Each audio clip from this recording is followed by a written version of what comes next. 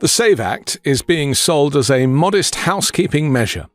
Who could oppose safeguarding voter eligibility? Who could be against citizens voting and non-citizens not voting? The branding is neat, the acronym reassuring, the rhetoric predictable. But beneath the tidy packaging lies something far more consequential, a sweeping federal intervention that would fundamentally reshape who can vote, how they vote, and whether they can vote at all. If enabled, the Republicans' SAVE Act would not merely tweak election procedures, it would tilt the playing field before a single ballot is cast, potentially shaping the midterms and every federal election that follows. It's the Save America Act, and the Democrats are against it.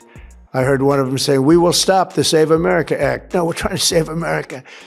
And it has to do with largely voting. And basically, it's got three very simple points. It's got voter ID, photo ID, but voter ID with a photo, right? It's got the confirmation of U.S. citizenship. You have to be a citizen. And then you have no mail-in ballots. And there would be no mail-in ballots, very important. You know, we're the only country in the world that does a system like we do. We're the only country in the world that has mail-in ballots. Let's start with the premise. Federal law already requires that only U.S. citizens vote in national elections. Voter registration forms require applicants to attest under penalty of perjury that they are citizens. Numerous audits and investigations, including those launched by Republican-led states, have repeatedly found that non-citizen voting is exceedingly rare.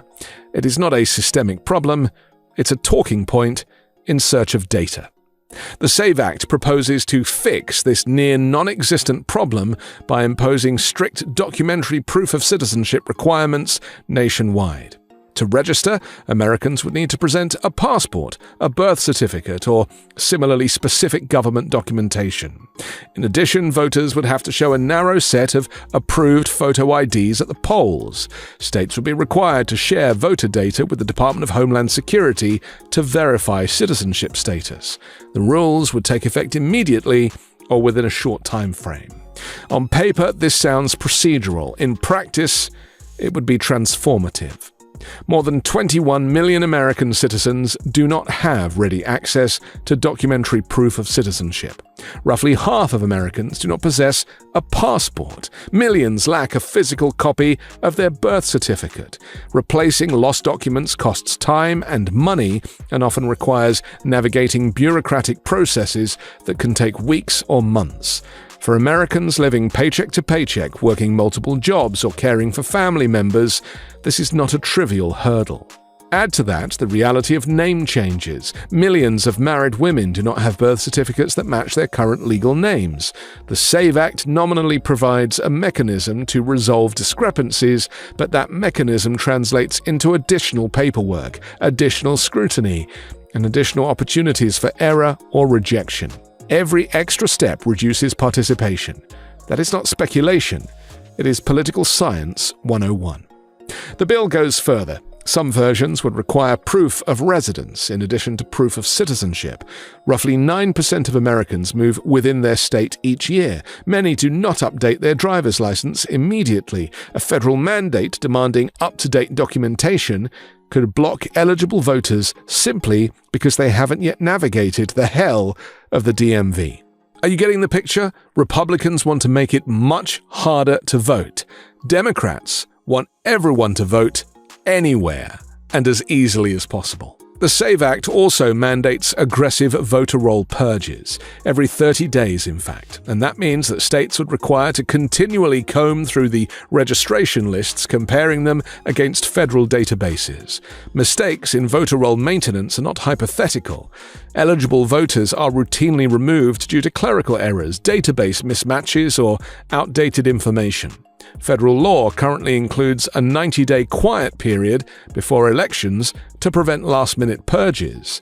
The SAVE Act would dismantle that safeguard. In short, more documentation, more data sharing, more purges, less margin for error. Supporters frame this as election integrity. Critics see it as something else.